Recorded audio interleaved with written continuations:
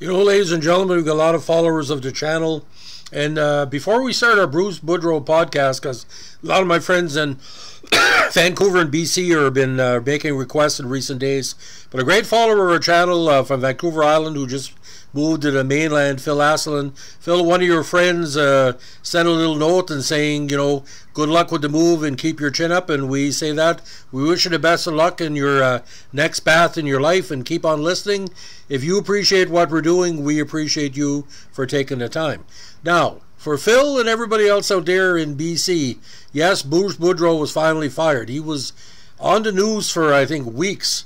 But get this, ladies and gentlemen, anybody knows the career of Bruce Boudreau has been jerked around, literally and figuratively, by many teams and many squads, either he played for or coached for, especially Maple Leafs when he was sent up and down, I think, 37 times in five or six seasons with Toronto on and off. Now, if you would have hired somebody just as good as Bruce Boudreau, would make sense, like maybe one of the former Boston Bruins or Montreal Canadiens coaches. But who did he hire, ladies and gentlemen? The former crook, Rick Tocchet. I don't think Rick Tocchet is going to put fate in the media to cover him objectively. Rick Tocchet, for all what he did when he's involved in these criminal aspects, should have been sent to jail for a long period of time. He was just lucky it didn't work against his favor. So, ladies and gentlemen, I want you to think about this. In 2023, how many coaches with the stature and the personality and the emotion and the dedication of Bruce Boudreau are still out there? He's old school, ladies and gentlemen. And Jim Rutherford as well as old school. I don't know why Vancouver faded so quickly compared to previous seasons, but like this year, it seems to be very difficult for some of the Canadian teams coming out of COVID. So the question is, will Bruce Boudreau end up in the Maple Leafs universe, coaching universe, or the Montreal Canadiens coaching universe, or what they call the East Coast squads?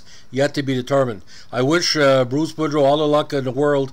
And by the way, ladies and gentlemen, I'm a big fan of Bruce Boudreau, the actor. We saw his great work in Slapshot as well.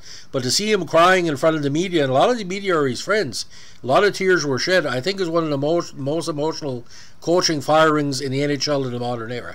So, ladies and gentlemen, for Phil and everybody else on the channel, I'm glad you're being patient. We're trying to run with Phil more at 12, but it's giving us a few hassles, so I may have to get a Microsoft-style program to help us out. I'm sorry I'm not posting as much, but like I said, we're going to keep it to 2.5 to 3 minute podcast. For some reason, Phil Moore, it freaks out after 3 minutes, maybe because of bandwidth or whatever in the Maritimes.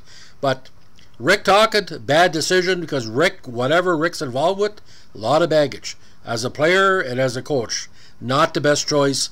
And again, he's not bondable is what I'm saying. And if you like Rick Tocchet, you're allowed your opinion.